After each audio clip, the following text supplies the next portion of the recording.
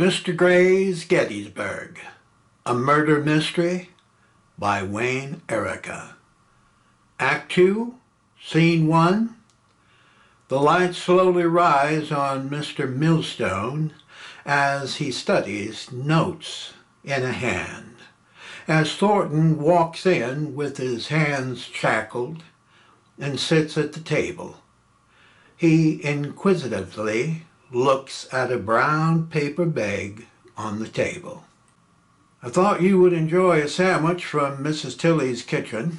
She has a long-standing reputation for barbecued beef on baked white bread. Feel around in there and you will find a dill pickle. It should beat anything you're eating in here. Thornton doesn't hesitate looking in the bag. You won't hear me complaining about prison food, sir, but you ain't going to see me turn down any Tilley's cooking either. Over the years, she's seen me licking my fingers, yes, sir. Her white bread is a thing of legend.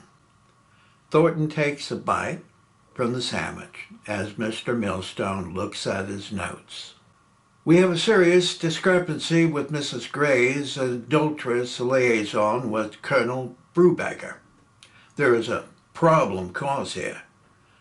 I'm not implying she raised her hand against her husband, but a greedy lover might have, especially when there's $500,000 in gold sitting around. Nor can we exclude the humiliated Mr. Holmes. He did promise to kill him, didn't he? Yes, sir, he certainly did. It appears the pot of honey is that Confederate gold. I believe we'll find our murderer once we discover its whereabouts. I think you're right, sir. Yes, sir. Tilley's barbecue has no equal in all Louisiana. Did Mr. Gray ever confide in you where it's buried? No, sir. He never shared things like that to me. Who did you hear it from? It was at one of his Thursday night card games. Who was there? Mr. Holmes and Colonel Brubaker were there. The colonel looked like a young boy before his whipping. I guess 'cause he was scared Mrs. Gray knew something he ought not to know. What was the general atmosphere like?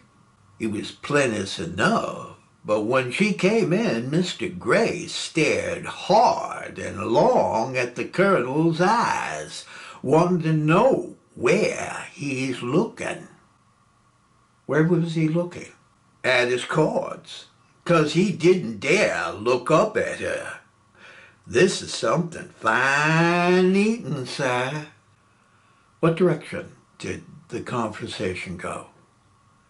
They were talking about moving pictures and how Colonel Brubaker was going to arrange the men and horses on the battlefield. Excuse me, sir, aren't her pickles the best you've ever eaten? Keep your mind on what we're talking about. How was Mr. Gray behaving? He was as giddy as a child playing in a bird bath. He was talking about Gettysburg. I swear, older he got, the more he spoke about that place, and it sounded like a circus the way he carried on. I know that was a place of death. Those men deserve better than having someone's kicking up the dust over their graves. I believe a picture of Gettysburg was honorable enough, I suppose. The next Time you see Mrs. Tilly, tell her she's the finest cook in Louisiana, second only to my Tabby, who was a voodoo princess of kitchens around New Orleans. Yes, and yes, sir. I'll do just that, Thornton. Now, tell me what you remember of that evening. Before I forget, sir, if we're going to be talking tomorrow, I sure would appreciate a piece of Tilly's peach cobbler pie. We'll talk about that later. Go on. The lights slowly dim as Thornton describes what happened that night. I'll do my best, sir. Mr. Holmes and the Colonel were left to themselves after Mr. Gray excused himself, saying he needed to find something in his office. From what they were saying, they seemed to hit it off, because they were talking like there was no tomorrow. Yeah, it was kind of nice seeing these two gentlemen smiling for a change. Mr. Gray could be like a dark cloud, so I figured they didn't miss him any. Yes, sir. The lights dim to black.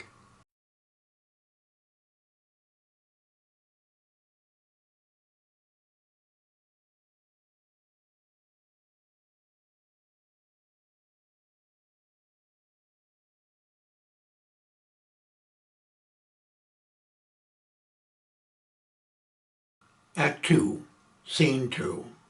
The lights slowly rise on the parlor with Mr. Holmes and Colonel Brubaker sitting at the table. I had been handed a telegram sent to me by Mr. Gray as I was dining with the most beautiful and luscious woman in all New Jersey.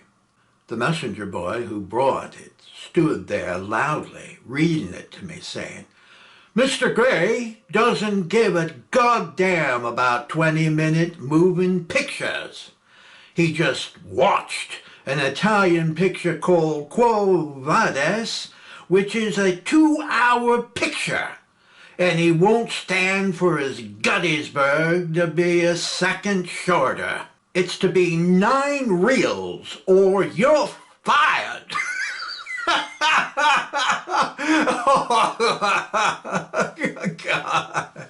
The audacity of that young man. Precisely. Then the little bastard had the nerve to stretch out his measly paw for a tip. Tell me you didn't. I did. I did, but only because my lovely lady found him irresistibly cute. Oh, God. She's an actress, right? Yes. Yeah. In my business, the roads are paved with them. Anyway, I know. Does the Biograph girl ring a bell? You're jesting, sir. Florence Lawrence is no mockery. How did you pull that off? I left the Champion Film Company for a better position at the Victor Company and was hired as an assistant director on her new film. She happened to need a chaperone for lunch while being interviewed by the press, and lucky I was chosen. How did it go? Once the press left, she bashfully went on a tirade about her leading actor's atrocious bad breath. Who was that? On more. She explained how his garlic stench breath nearly had her fading several times during one of their scenes. She said the doctor had them doing so many takes, she nearly died from asphyxiation. Wasn't his wife Mary Pickford? Yes, and she once confided in me her regrets of ever divorcing Douglas Fairbanks for that old drunken bore. Apparently, celebrities have their share of misfortunes too. Changing the subject a bit, I understand D.W. Griffith was chosen over you for this project. Isn't that true? Yes. Mr. Gray refused to pay D.W. his usual inflated fee, and I was easily lifted up from the bargain basement. I'm not ashamed to say I'm a little bit like a backstreet prostitute when it comes to money. Mrs. Gray enters the parlor. Good evening, gentlemen. Can I refresh your drinks?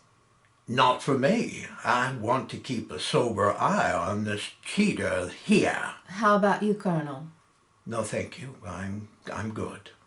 I certainly can see that. Miss Gray's wanting you, Mrs. Tiffany. Tell him I'm tended to important business. He's making a fuss, and nothing that I say is going to make a bit of difference. What's troubling him now? He's pulling his bookshelf apart, searching for his picture script. He says you hid it, and I told him otherwise, but he won't pay any mind to what I say. Mr. Holmes takes a script out of his leather valise and stands up. Allow me to intervene.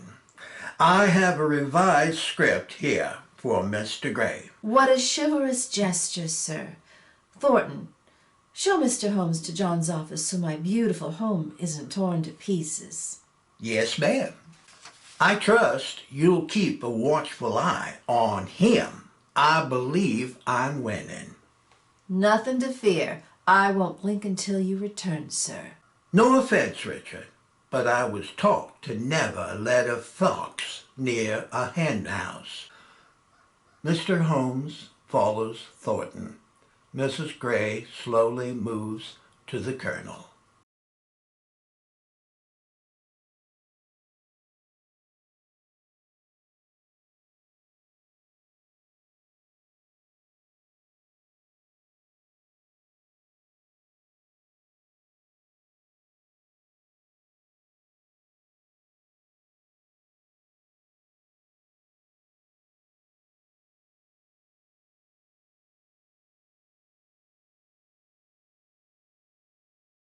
Mr. Holmes follows Thornton. Mrs. Gray slowly moves to the Colonel. You look like a naughty schoolboy, having to stay after the bell. Have you been a bad boy, Colonel? Not now. She moves close behind him, touching the strands of his hair. I've laid sleepless hours contemplating how your lips felt on mine. Our blissful evening doesn't warrant us liberty to put asunder your marriage vows. You're out of uniform, and only soldier boys can give orders. He takes a few steps away from her. What we shared is laced with poison, and your husband is capable of destroying us. I know you want to kiss me.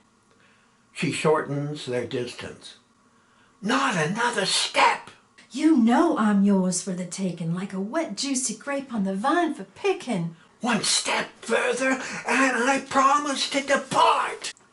I know where it's buried. Where? Let's go outside in the garden. If I whisper any louder, John might grow suspicious. I swear, if this is one of your ploys, I'll never lay eyes on you again. Does my secret deserve a little kiss?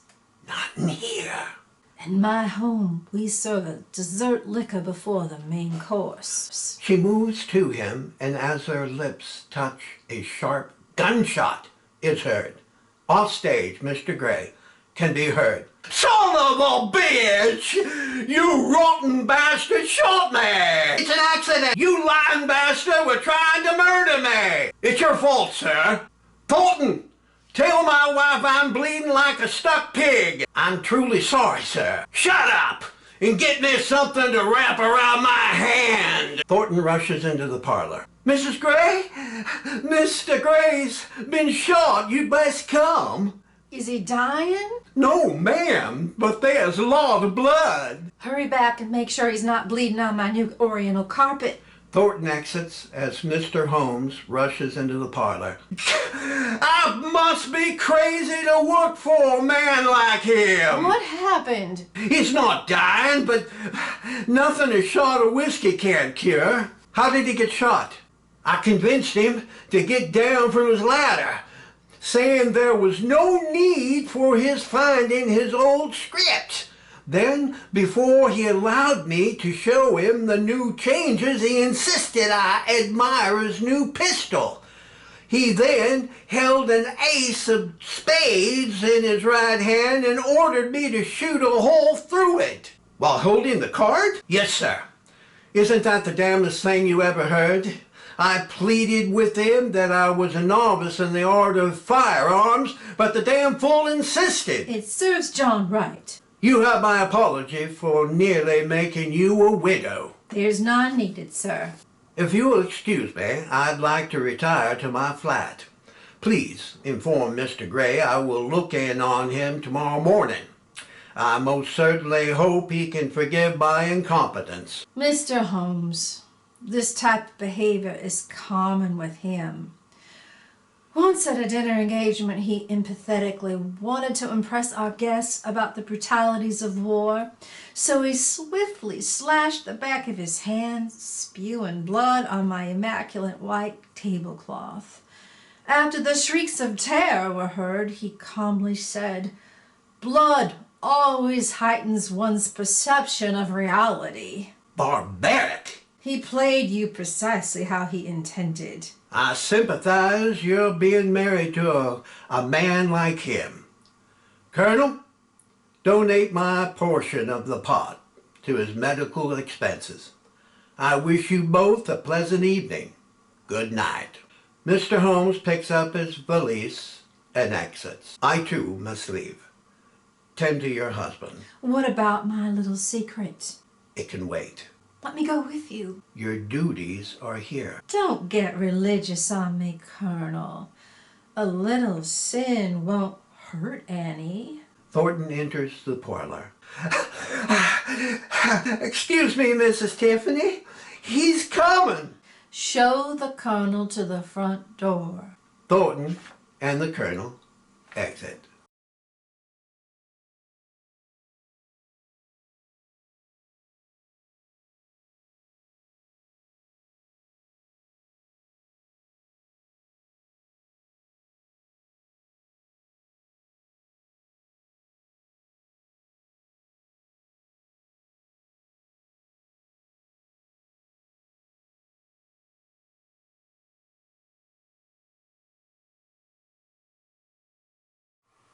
Mrs. Gray strolls to the table, picks up all the money, folds it, and stuffs it in her garter belt.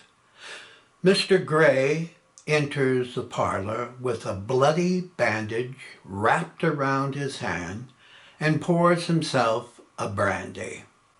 What the hell kept you? I was seeing our two guests off. I bet you were. Good night, John. She moves to exit. Stay here and have a drink with me. I'm too tired. She continues to exit. You look wide awake to me. Stay a while.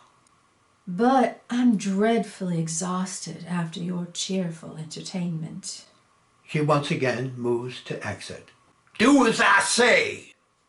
She stops and turns with a smile. Well, if you put it that way, John. He hands her a brandy.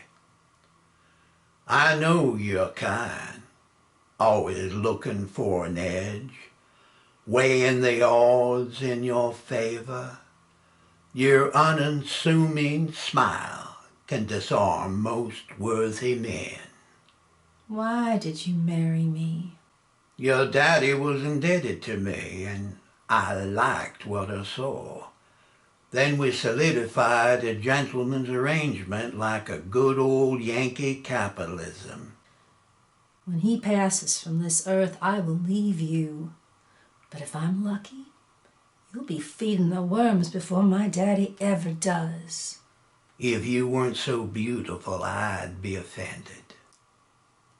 I fornicated with Colonel Brubaker on the night of your birthday. He pours brandy in her glass. Here, this should loosen your viper tongue a bit. We were so hot and sweaty, we had to open a window to cool ourselves off. I felt nasty doing it in the servants' room. It made me feel dirty like a horny common hand. Just knowing you were in the house heightened my pleasure.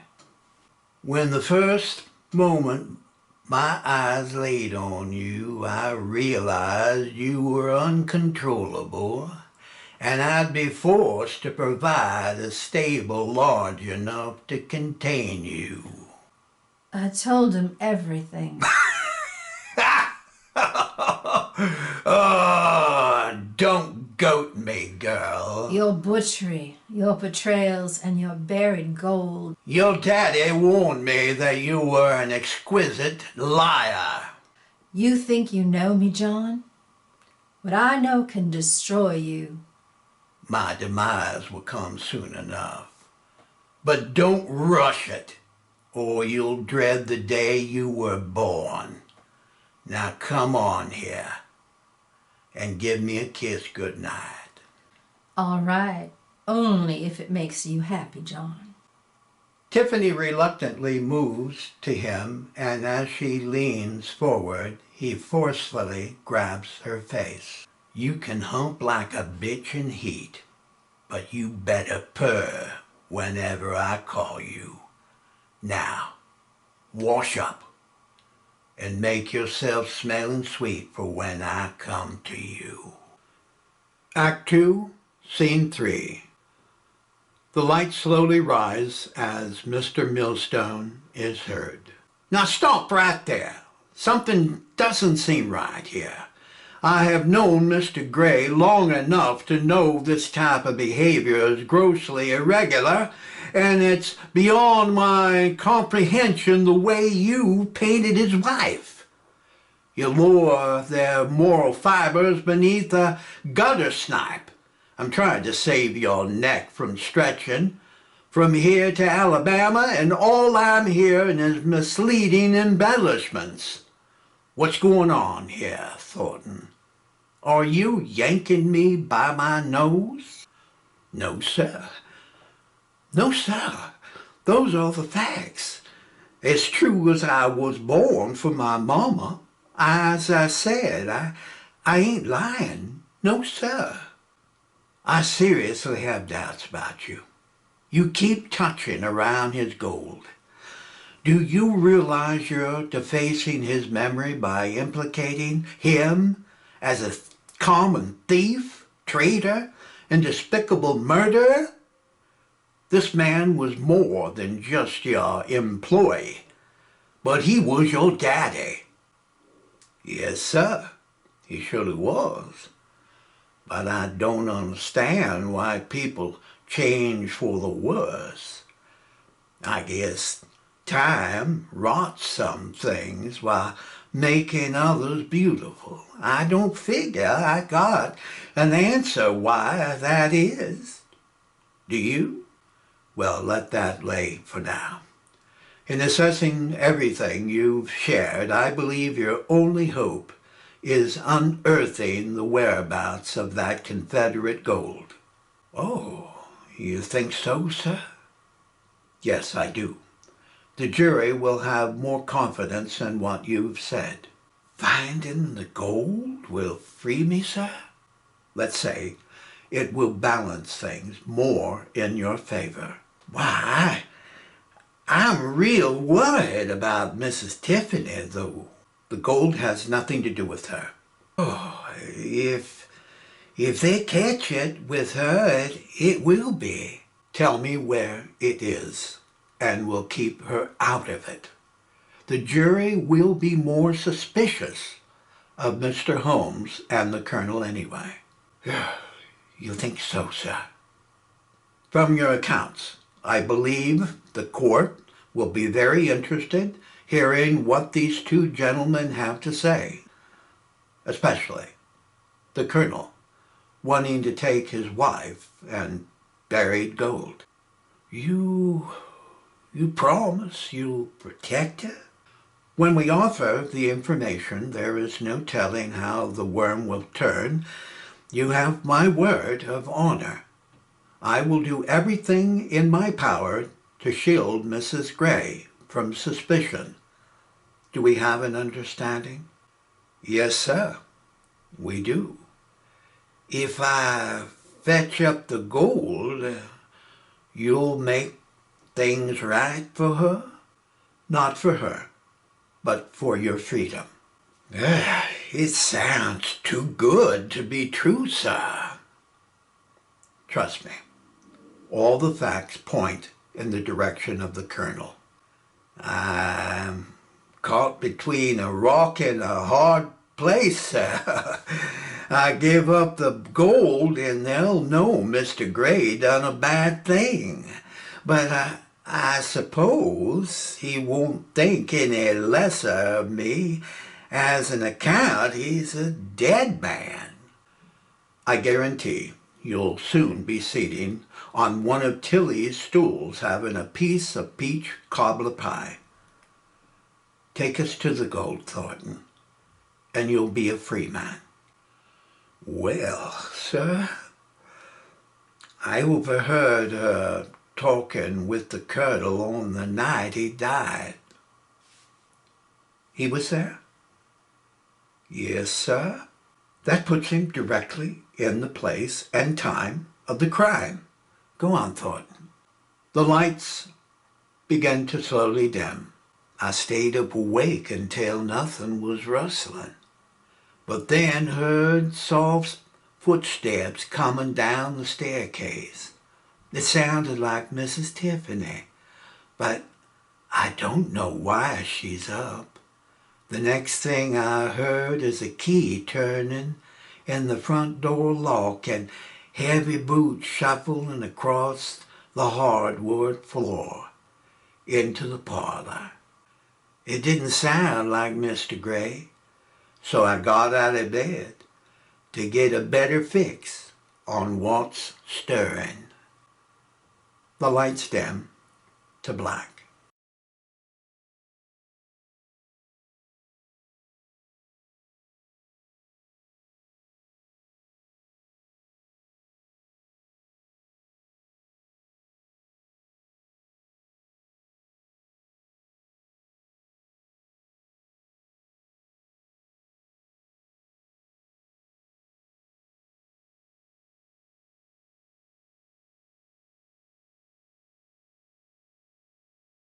Act 2, Scene 4.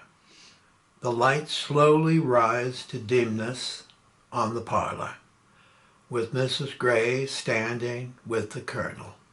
Shh. John's tossing in his sleep. I'm leaving on the train at daybreak. I promised you I wouldn't leave without saying goodbye. Will you be returning? No. I've given all my necessary notes to Mr. Holmes.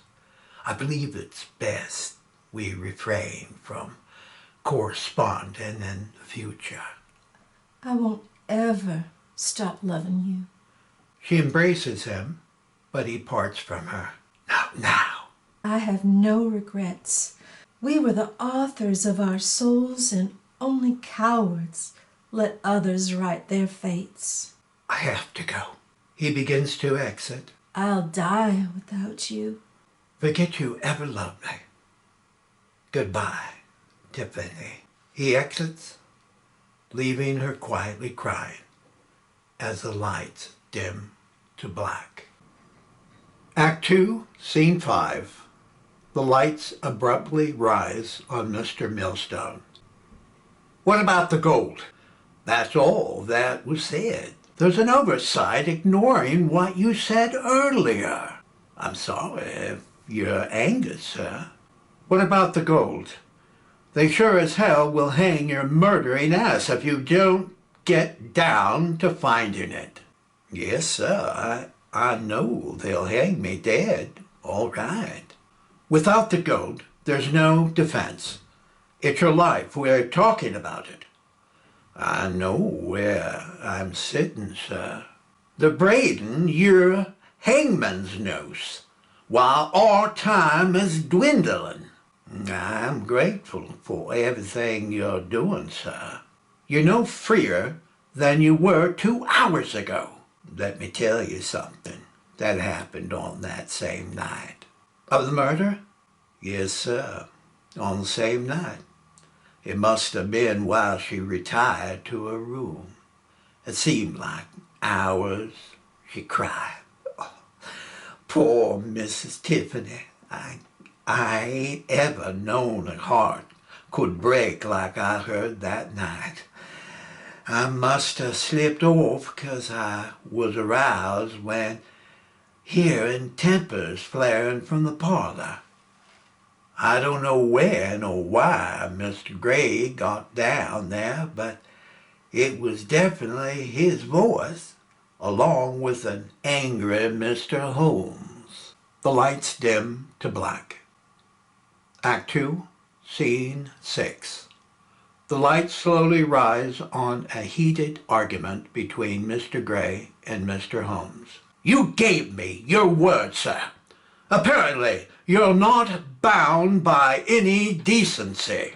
Watch your tone, Mr. Holmes. You dishonorably lied when saying you would provide me half a dozen horsemen over the bridge.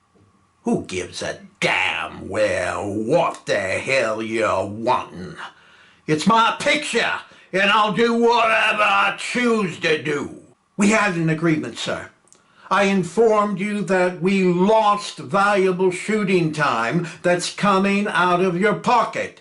How dare you barge into my home at this unseemly hour?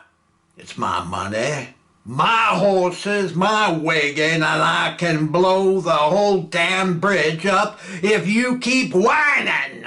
For that matter, I even own your miserable sad ass. I feel betrayed, and I have a good mind to walk off your picture. You do, and I'll destroy you, Mr. Holmes. I won't be bullied. He rushes at Mr. Gray, grabbing him by his robe. Get your dirty hands off me, you Yankee bastard! I'll kill you! Damn you, sir! The lights abruptly go black, remaining so for a few moments. Act 2, Scene 7. The lights slowly rise as we hear Thornton's laughter. I thought the house was going to bust. The way he was shaking. Yes, sir. Mr. Holmes was boiling mad and popping his lid clear to the ceiling while waving Mr. Gray like a limp rag doll. Where the hell are you leading me now? Are you walking me around the park like a snot-nosed youngster looking for a handout of chocolate candy? No, sir. I will walk straight out of here and let the prison guards march you to your 6x8 concrete hole. You're jerking my chain, and I want to know why. I don't mean to fluster you, sir. I don't need you smoothing my hair.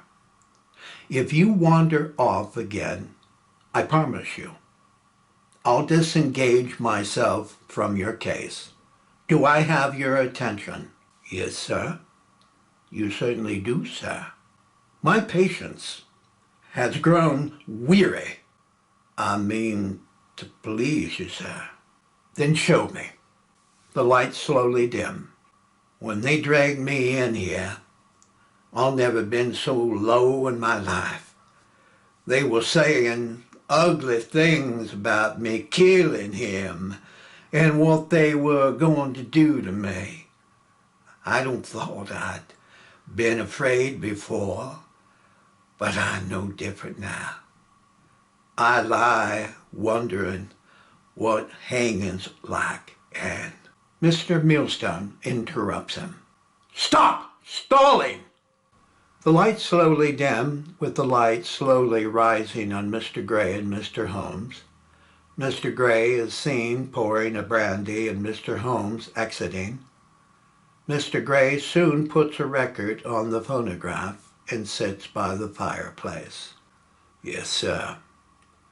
After they calmed down a bit and ironed out their misunderstandings, Mr. Gray grabbed himself a brandy, sat himself by the fireplace, and Mr. Holmes bid him good night. He then put a record on the phonograph player. The house was quiet and cold that night. He looked as if he lost his last friend on God's green earth. You should have known him in the younger days. He was a striking figure of a man, and the ladies swooned over him, and the men hated him. There was nothing impossible for Mr. Gray. No, sir. Whatever he dreamed eventually became his. Old age slowed him down a bit, but the fire in his belly is still burning charcoal hot. You could see it in his eyes. Life was his orchard to prune or pick any damn fruit off the vine. Yeah, yes, sir. He saw better days. Then, suddenly, there was a knocking on the door. A slight knocking is heard on the house front door. Mr. Gray stands and turns off the phonograph as the lights slowly dim to black on Thornton, Mr. Stone, and Mr. Gray.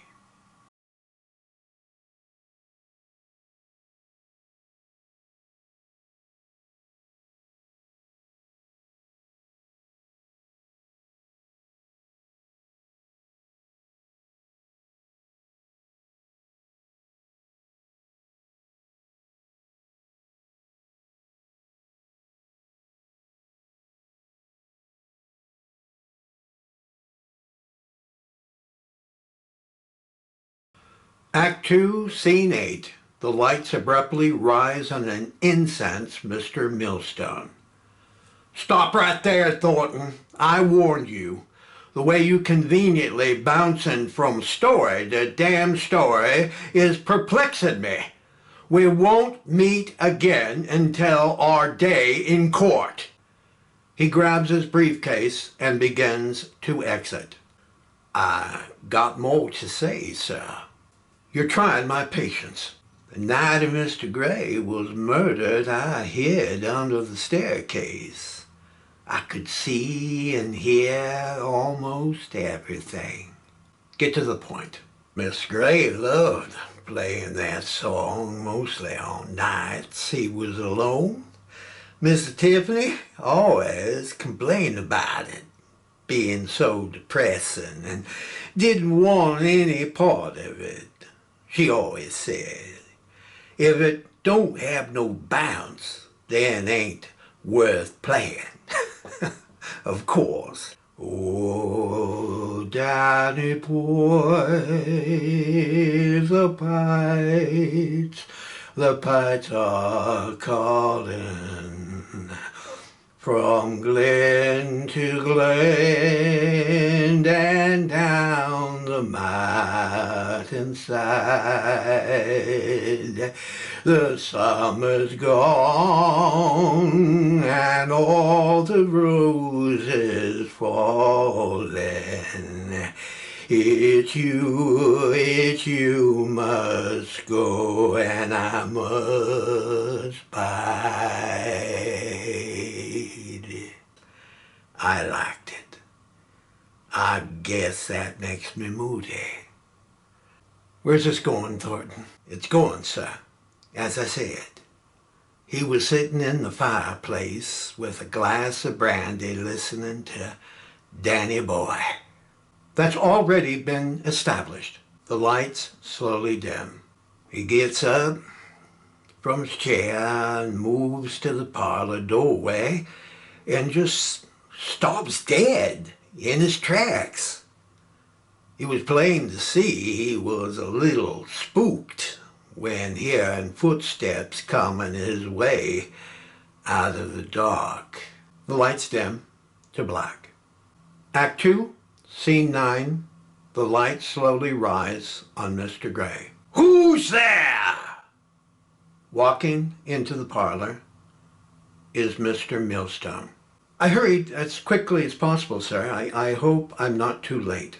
It's already late and it can only get earlier. Don't fuss about it. I brought all the necessary papers you requested on Mr. Holmes' contract. Good boy. Care for brandy? I'd better not, sir. Thank you for the offer.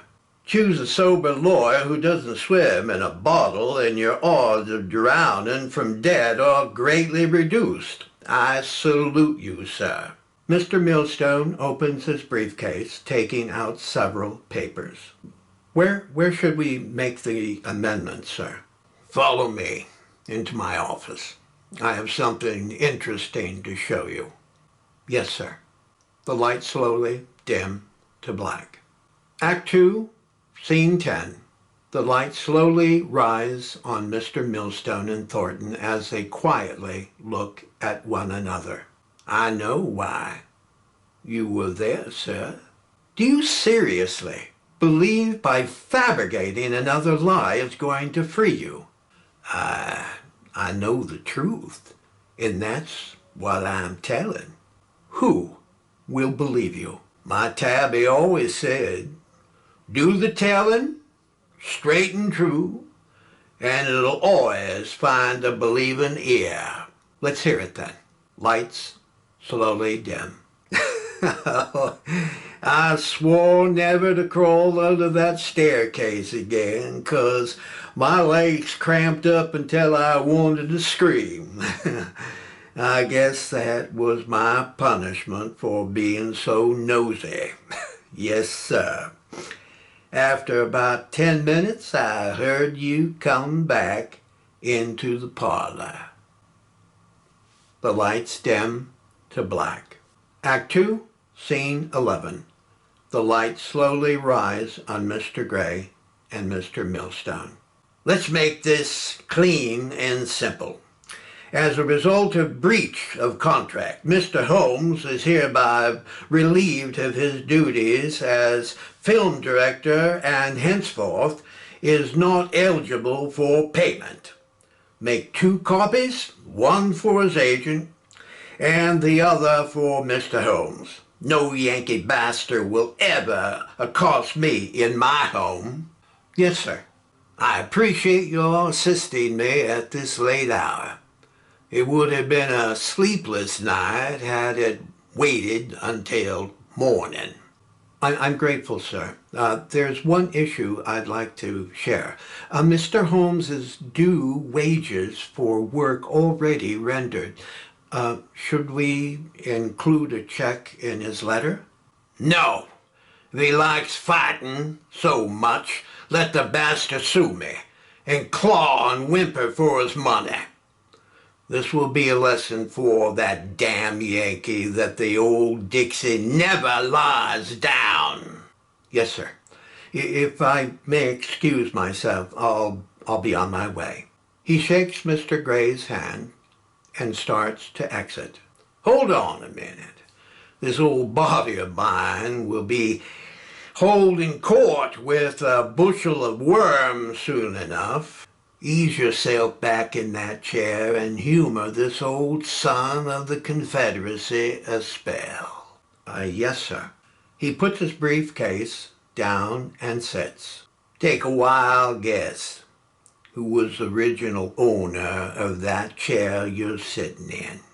I would guess it being a Civil War general. Is it General Robert E. Lee? Now there was a man born to sit on a horse. His confidence and pride throughout the ranks led men to excel far beyond their natural caliber. He was a man of courageous perfection. I never forgiven him, though, for losing at Gettysburg. No, sir. That was one fight we should have left alone. But I'd march into that bloody hell again if he ordered it.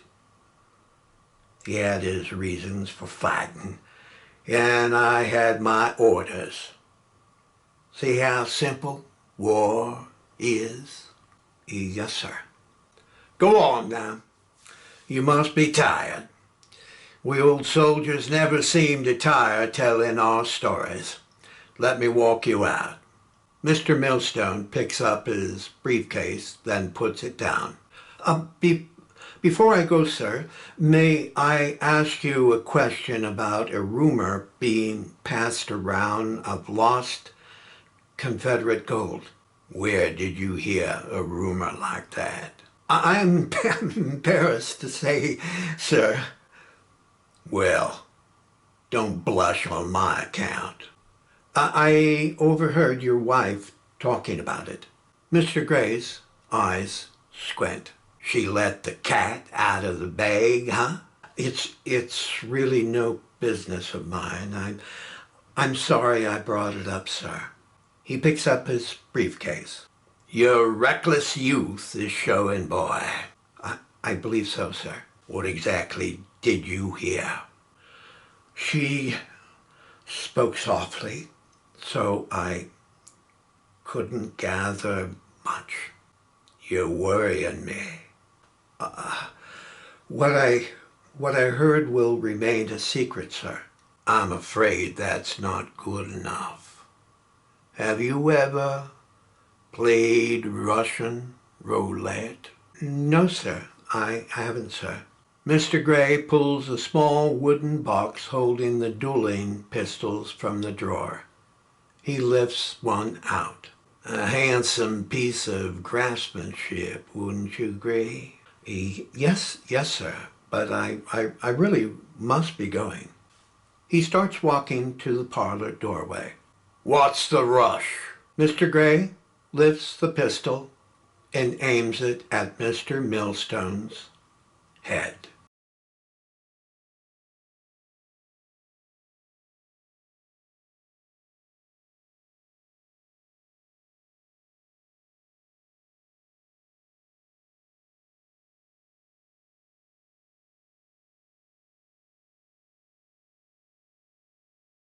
Mr. Gray lifts the pistol and aims it at Mr. Millstone's head. Sir, let me explain the rules. You will be asked 3 questions. If you answer correctly, you may refrain from pulling your trigger. For each incorrect answer, you shall pull it. If you stop playing, I will then shoot you squarely between your eyes. Are you ready? Is this a joke, sir? I will set this pistol on the table. There is only 1 cartridge in its chamber. Mr. Gray places the pistol on the table and pulls a small revolver from inside his robe. How will you explain my murder, sir? The sheriff is a dear friend of mine, and the district judge sits at my poker table every Thursday night. I tell them you woke me up from my sleep and were quite distraught about your life and placed a pistol to your head and pulled the trigger.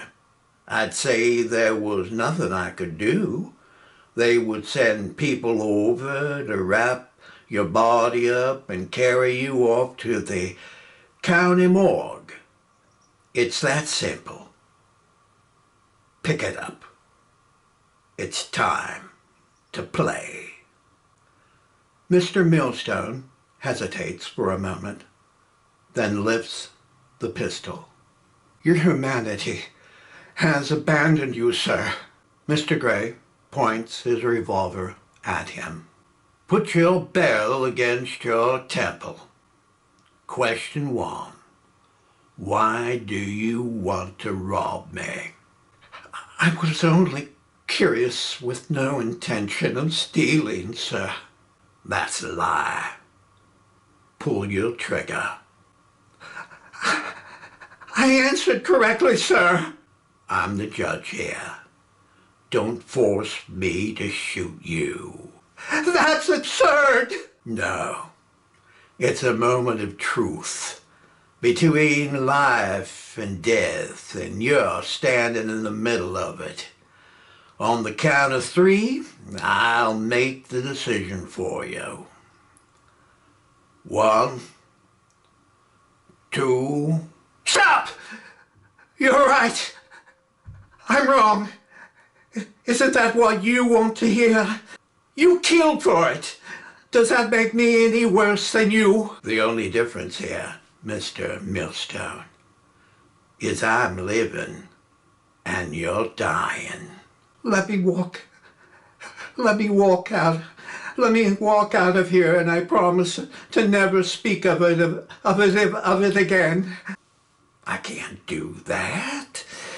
But if it helps any, I'll turn my back to you, sparing you the humiliation of blowing your brains out. Mr. Gray slowly turns his back to him.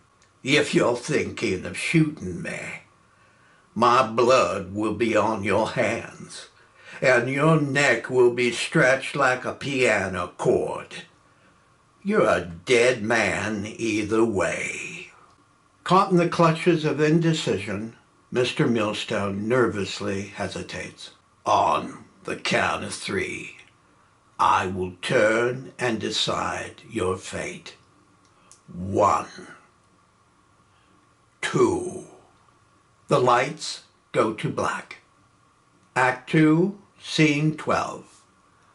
The lights remain black for a few moments, and then slowly rise on Thornton and Mr. Millstone. There is a steady silence between these two men.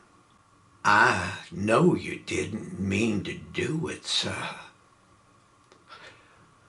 Don't forget who's on trial for murder. After you quietly pulled a knife from your boot and stuck it in him several times, I saw you run from the parlor covered in his blood. I know nobody's going to believe what I saw that night. This charade won't buy your freedom, Thornton. You said if I told you where the gold was, I'd be a free man. Well, sir, there's something you don't know about Mr. Gray. He was a real prankster, yes, sir. Half of what he said was usually a shallow truth at best. Mr. Gray always got a good laugh, tricking people into thinking what he wanted them to believe. There never was any buried gold, sir. I'll let the guards know you're ready to return to your cell. He picks up his briefcase and moves to exit. Sir, before you run off, can you answer me one thing? I'm afraid I best make peace with my maker before joining my Tabby and Mama. Yes, sir. I'm curious about one thing. From where I was sitting under the staircase, it was hard hearing what was said. I swear I heard Mr. Gray saying something.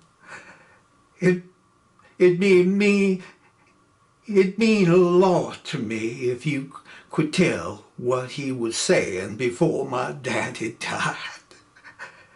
Mr. Millstone contemplates for a moment. He whispered,